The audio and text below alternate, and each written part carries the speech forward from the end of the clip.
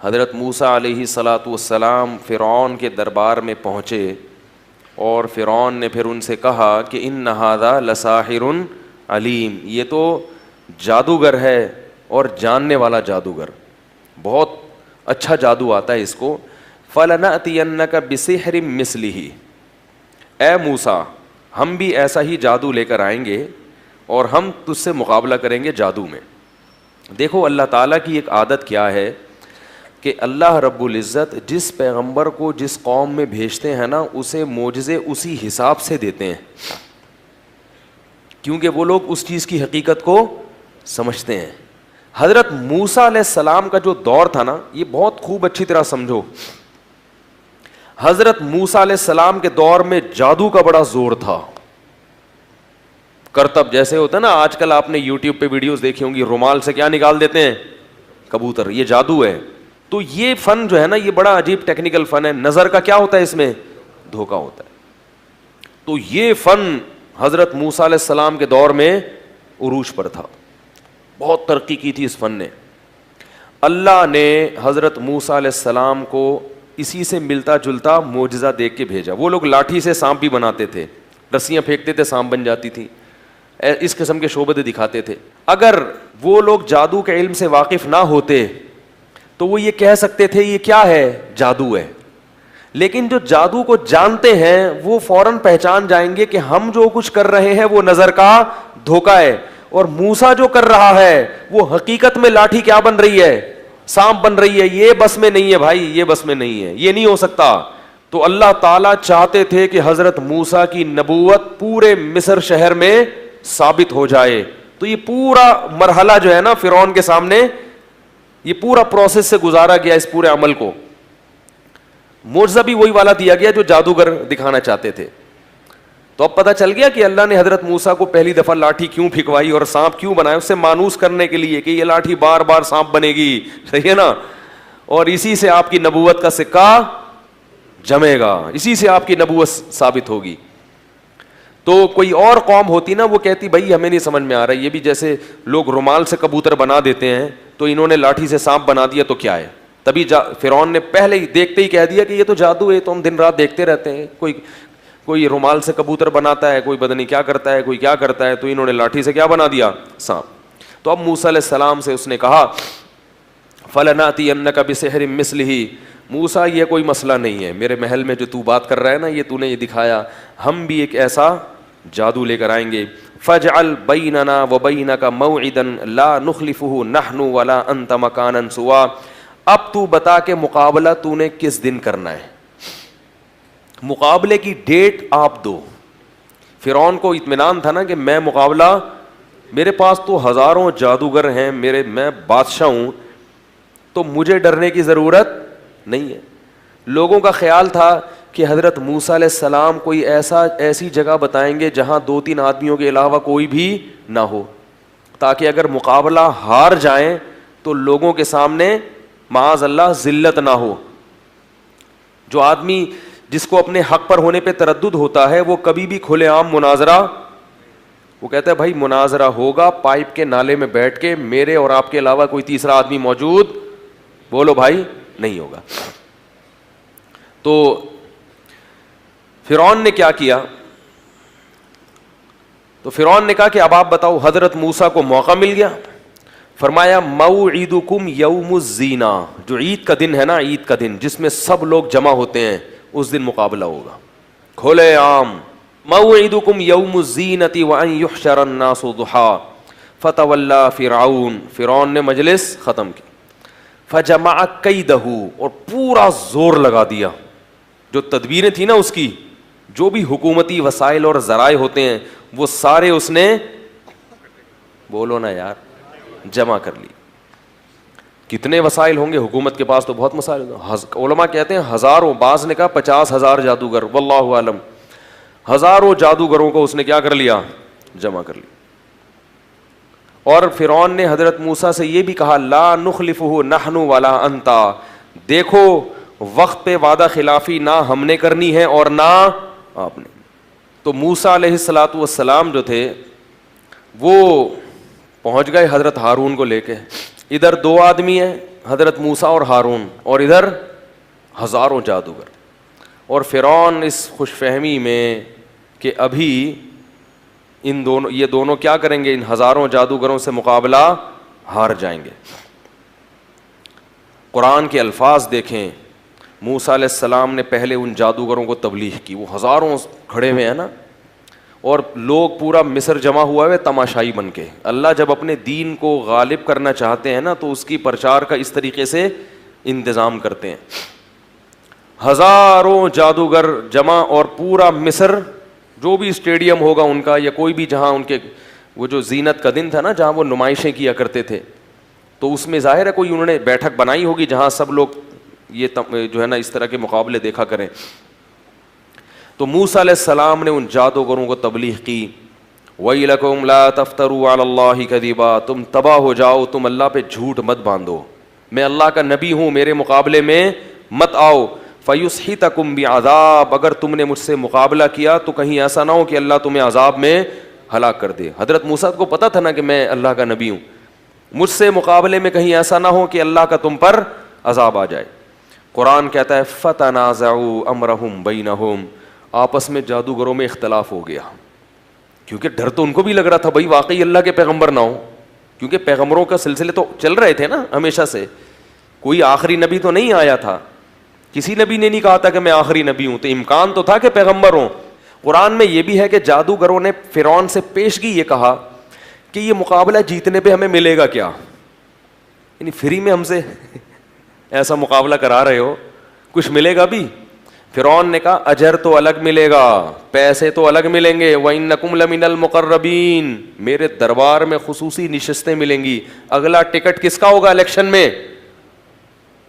Election نہیں ہوتے تو اس زمانے میں, یعنی تمہیں حکومتی عہدے بھی ملیں گے, عہدوں کی لالچ بڑی خراب ہے, تو پیسے بھی ملیں گے اور ساتھ ساتھ میرا قرب بھی ملے گا. اس سے پتہ چلتا ہے کہ فرعون کس قدر مصیبت میں تھا اور کتنا زیادہ چاہتا تھا کہ میرے موسیٰ علیہ السلام یہ مقابلہ ہار جائیں, کیسا زور لگا رہا تھا, لالچ بھی دے رہا ہے اور عہدوں کی آفر بھی دے رہا ہے. تو قرآن کہہ رہا ہے فَتَنَازَعُوا أَمْرَهُمْ بَيْنَهُمْ وَأَسَرُّوا النَّجْوَىٰ, چپکے سے سرگوشیاں کی اور آپس میں اختلاف پڑ گیا, یار کہیں ایسا نہ ہو کہ لینے کے دینے پڑ جائیں. پھر انہوں نے فیصلہ یہ کیا کہ اگر ہم اس طرح سے آپس میں اختلاف کریں گے تو مقابلہ نہیں کر سکتے, کمزور آدمی, کنفیوز آدمی مقابلہ نہیں کر سکتا.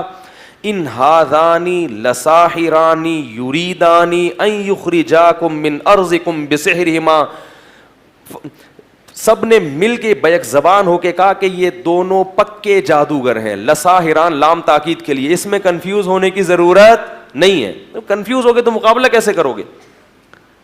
لساحرانی یریدانی, اور یہ چاہتے ہیں کہ تمہیں جادو کے زور سے تمہارے ملک سے نکال دیں. فَأَجْمِعُوا كَيْدَكُمْ, مل کے ایک تدبیر کرو, ہماری صفوں میں اختلاف. بولو بھائی نہیں ہونا چاہیے, ایسا نہیں کہ کوئی جادو دکھا رہے کوئی نہیں دکھا رہے, اس سے معاملہ خراب ہو جائے گا. فَأَجْمِعُوا كَيْدَكُمْ ثُمَّ أَتُوا صَفًّا, اور صف بستہ ہو کے ایک ہی وار کر دو موسیٰ کے اوپر, ایک ہی وار پھینکو سب مل کے, کیونکہ اکٹھے حملہ کرنے میں کیا ہوتا ہے, بولو بھائی, نقصان ہوتا ہے. پھر جب مقابلے کے لیے کھڑے ہوئے اور سب نے فیصلہ کر لیا کہ بھائی یقین کر لو کہ یہ کیا ہے, یہ بھی اللہ کی طرف سے تھا نا, اللہ دکھانا چاہ رہے تھے, اگر مقابلے سے ہی فرار ہو جاتے تو یہ منظر کہاں نظر آتا. اب کیا کہتے ہیں, قالوا یا موسیٰ اما ان تلقی و اما ان نکون اول من القی. یہ مقابلے کا نا ایک اسٹائل ہوتا ہے سامنے والے پہ بھرم ڈالنے کے لیے. اے موسیٰ تو نے پہل کرنی ہے یا ہم کریں, بتا بھائی, ٹھیک ہے. دیکھو دو ٹیمیں جب میدان میں اتریں, ٹاس ہوتی ہے نا کہ بیٹنگ پہلے کون کرے گا, لیکن ایک ٹیم کو اتنا کانفیڈنس ہے کہ ہم جیتیں گے, اور وہ سامنے والے پہ کو بھرم میں لینا چاہتی ہے, بھرم ڈالنا چاہتی ہے کہ بھئی آپ اتنے کمزور ہو تو کہیں آپ کی مرضی, آپ بیٹنگ خود پہلے کرو یا ہمیں کرنے دو, ہارنا تو آپ نہیں ہیں, ٹھیک ہے نا.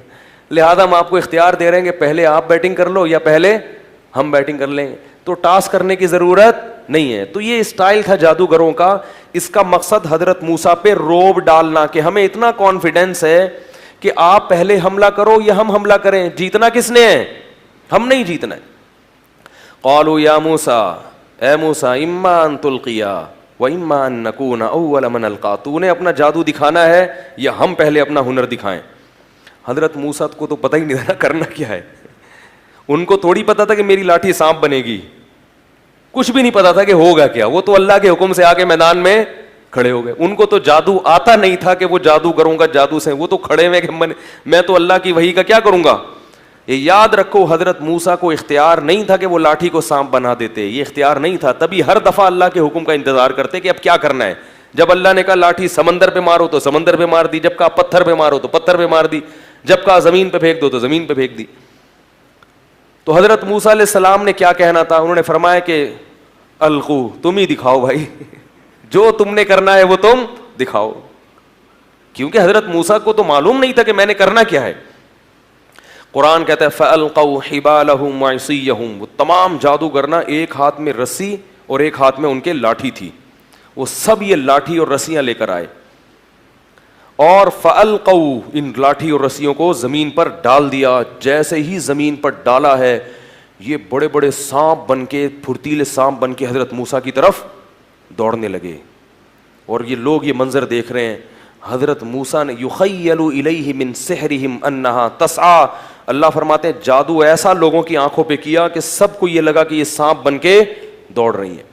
قرآن کہتا ہے جب حضرت موسیٰ نے یہ منظر دیکھا کہ اتنے سارے سانپ میری طرف دوڑتے ہوئے آ رہے ہیں, فأوجس فی نفسہ خیفۃ موسیٰ, موسیٰ کو دل میں کیا محسوس ہوا, خوف. یہ طبیعی چیز ہے, یہ ایمان کے خلاف بولو بھائی نہیں ہے. جتنا بھی فتح کے وعدے ہوں, جب انسان یہ منظر دیکھتا ہے تو طبی طور پر پہلے اپنی لاٹھی سے سانپ بن کے دیکھا تھا نا, تو علم یعقب پیچھے مڑ کے نہیں دیکھا تھا. اب ہزاروں سانپ آ رہے ہیں.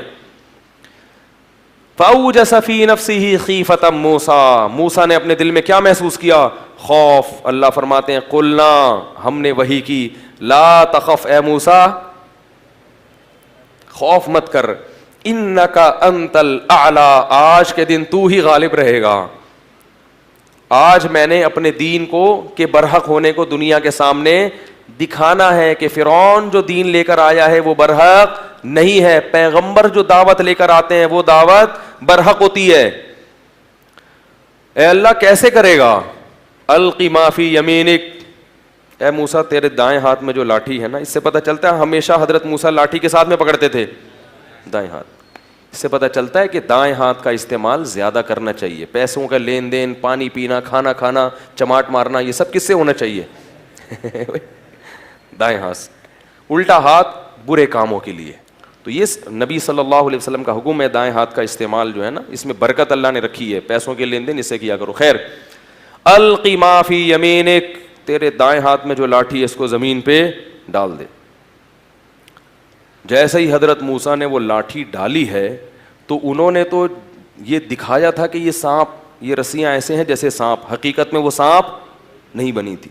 ادھر حضرت موسیٰ نے جو لاٹھی زمین پہ ڈالی تو وہ حقیقت میں اژدہا بن گئی, حقیقت میں بن گئی, اور ایک ہی لمحے میں ان ہزاروں سانپوں کو کھا گئی. قرآن کے الفاظ دیکھیں, فَأُلْقِيَ السَّحَرَةُ سُجَّدًا, جتنے جادوگر تھے سارے کے سارے لاشعوری طور پر سجدے میں ڈال دیے گئے. نہیں آ رہی بات سمجھ میں, یہ بلاغت ہے قرآن کی. کیا مطلب, مقابلہ کرنے سے پہلے تو کیا کر رہے تھے, مشورہ کہ بھائی یہ دیکھیں سچا نہ ہو, جھوٹا نہ ہو. اب حضرت موسیٰ پر ایمان لانے کے لیے, اور ایمان ایسا تگڑا کہ حضرت موسیٰ کے سامنے یہ جب سجدہ جب کرتا ہے نا انسان, جب عشق میں پاگل ہو جائے, عشق میں کیا ہو جائے, یہ نہیں کہ اے موسیٰ ہم ایمان لائے, یہ تو بعد میں کہا, پہلے کس میں گرے ہیں. یہ بالکل ایک ایسی اندر کی کیفیت ہوتی ہے کہ جب انسان کسی کے عشق میں پاگل ہو جائے نا, بالکل اس کو یقین کر لے کہ یہ سچا ہے اور یہ بہت بزرگ و برتر ہے, تو انسان اپنے جسم کے سے جو ہے نا پہلے ثابت کرتا ہے, زبان کا استعمال بعد میں. تو قرآن کے الفاظ ہیں کہ حالانکہ پہلے مشورہ کر رہے تھے مگر اب مشورہ آپس میں نہیں کیا, ایسے دھڑام سے سجدے میں گرے ہیں کہ گویا ان کو کسی طاقت نے گرا دیا ہے, یعنی ارادہ بھی نہیں کیا. اس کو کہتے ہیں نا کہ آپ بعض دفعہ لاشعوری طور پر کسی چیز سے اتنے متاثر ہو جاتے ہیں کہ اس کے لیے آپ کو سوچنا نہیں پڑتا, بغیر سوچے وہ کام ہو جاتا ہے. اتنا متاثر ہو گئے حضرت موسیٰ سے کہ بھئی یہ تو سچا نبی ہے, یہ کیسے انہوں نے لاٹھی کو اژدہا بنا دیا, یہ تو ممکن ہی نہیں ہے. تو اب سوچنا نہیں پڑا, دھڑام سے سب کے سب ایک دم حضرت موسیٰ کے سامنے سجدے میں گر گئے, مشورہ نہیں کر رہے, ہر شخص گر گیا سجدے میں. اور پھر سب نے بیک زبان ہو کر کہا آمنا برب موسیٰ, ہم سب ایمان لائے برب العالمین, اس رب پر جو تمام جہانوں کا پالنے والا ہے, اور موسیٰ اور ہارون کے رب پہ ہم ایمان لے کر آئے. یہ منظر انہوں نے اپنی آنکھوں سے دیکھا, ان کو یقین ہو گیا کہ یہ جھوٹا پیغمبر یہ نہیں ہے, یہ جادوگر نہیں ہے, ناممکن ہے, آج تک کسی نے لاٹھی کو حقیقی معنوں میں سانپ نہیں بنا. سارے ایک دم سجدے میں گر گئے. اور فرعون یہ منظر دیکھ رہا ہے اور کہہ رہے یہ تو لینے کے دینے پڑ گئے. جن کو مقابلے کے لیے لایا تھا وہی نہ صرف یہ کہ زبان سے کہہ رہے ہیں کہ یہ جادوگر نہیں ہے, نہیں جادوگر یہ کہہ سکتے تھے نا کہ یہ جادوگر نہیں ہے, بس یہ تو اگلا اسٹیپ ہے کہ یہ نبی ہے, پھر یہ اس سے اگلا اسٹیپ ہے کہ ہم ایمان لائے, اس سے بھی اگلا اسٹیپ ہے کہ کیا اس کے سامنے سجدے میں گر جاؤ. جو آخری انتہا تھی اس سے جادوگروں نے اپنے عمل کو اور اپنے ایمان کو شروع کیا. فرعون نے کیا منادی کی, اس نے لوگوں سے کہا کہ یہ دونوں پہلے سے پلان کر کے آئے تھے, یہ پری پلان ہے. یہ کیا ہے؟ ان جادوگروں نے موسیٰ اور ہارون کے ساتھ مل کے نورا کشتی کا پروگرام بنایا ہوا تھا کہ یہ بڑا جادوگر ہے اور یہ کیا ہیں, چھوٹے جادوگر ہیں, اور ان کا پہلے سے پلان یہ تھا کہ آپس میں ہم مقابلہ کریں گے, تم ہار جانا ہم جیت جائیں گے, جس سے آپ کا برحق ہونا ثابت ہوگا, پھر ہم مل کے فرعون کو اس کے مصر سے نکال دیں گے. یہ کس کے الفاظ ہیں؟ فرعون کے, کہ یہ سب موسیٰ کے سکھائے ہوئے ہیں اور آپس میں پہلے سے کیا کیا ہوا تھا, انہوں نے پلان کیا ہوا تھا. اللہ نے اس الزام کو بھی جادوگروں سے بری کر دیا.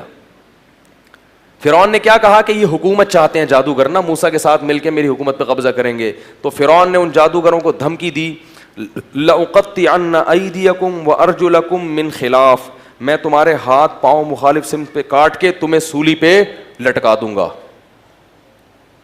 تو اب اگر وہ جادوگر ذرا سی حکومت کی لالچ میں یہ کام کر رہے ہوتے تو وہ فوراً کہتے نا کہ بھئی ہمارا تو مقصد کیا تھا, گورنمنٹ پہ قبضہ کرنا, اور ادھر تو 24 گھنٹے کے اندر اندر فرعون کیا کہہ رہا ہے, لاشیں کاٹ کے لٹکا دوں گا.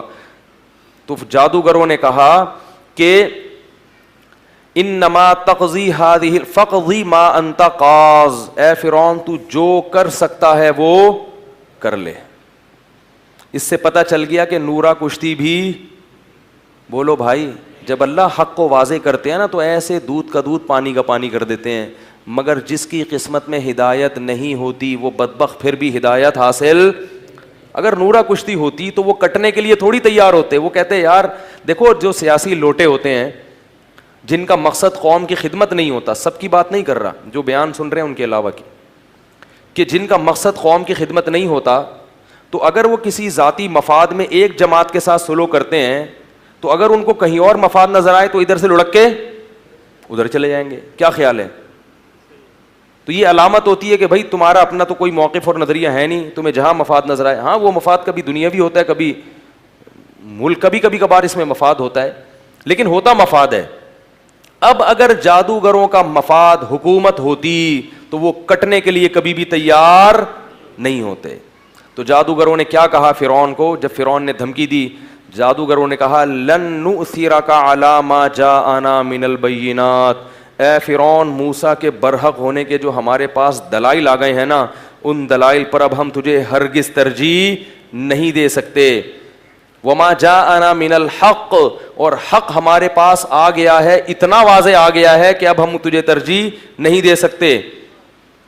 انا آمنا بربنا, ہم اپنے رب پر ایمان لائے ہیں, موسیٰ پر نہیں. اصل ایمان کس پر ہے؟ موسیٰ کے رب پر. یہ تیرا اور موسیٰ کا مقابلہ نہیں ہے, یہ تیرا اور رب کا مقابلہ ہے. تو ان جادوگروں نے کیا کہا, لن نؤثرک علی ما جاءنا من البینات والذی فطرنا, جس خدا نے ہم کو پیدا کیا اس خدا پر ہم ایک انسان کو ترجیح دیں, یہ نہیں ہو سکتا.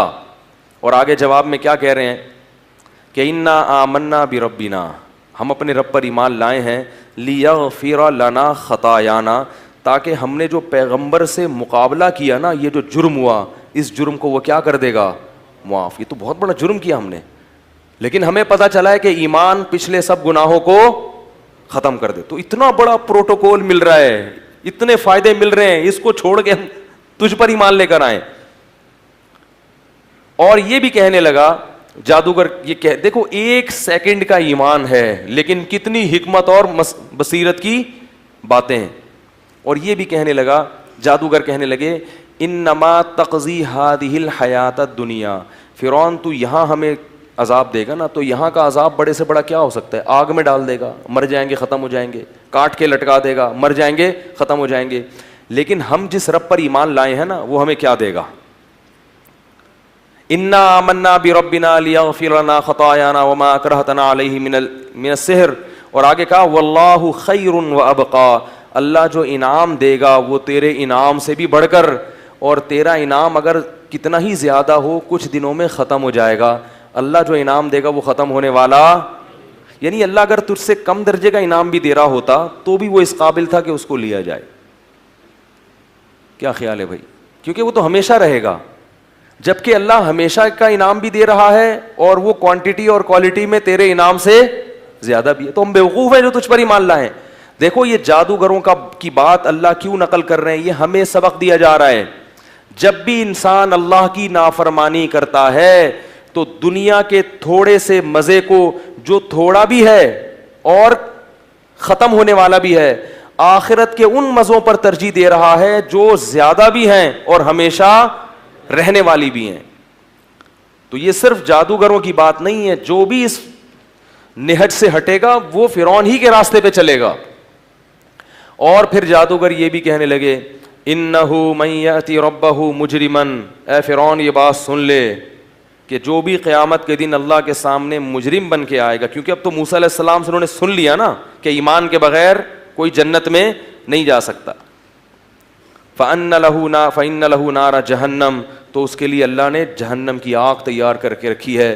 وَمَن يَعْمَلْ مِنَ الصَّالِحَاتِ وَهُوَ مُؤْمِنٌ, اور جو نیک اعمال کرے گا ایمان کے ساتھ, فَأُولَٰئِكَ لَهُمُ الدَّرَجَاتُ الْعُلَىٰ, تو تو نے کہا تھا نا میں اپنا قرب دوں گا, اونچے مقام دوں گا, 21واں گریڈ دوں گا, 22واں گریڈ دوں گا, تو اللہ نے ایسے لوگوں کے لیے اونچے اونچے درجات رکھے ہوئے ہیں.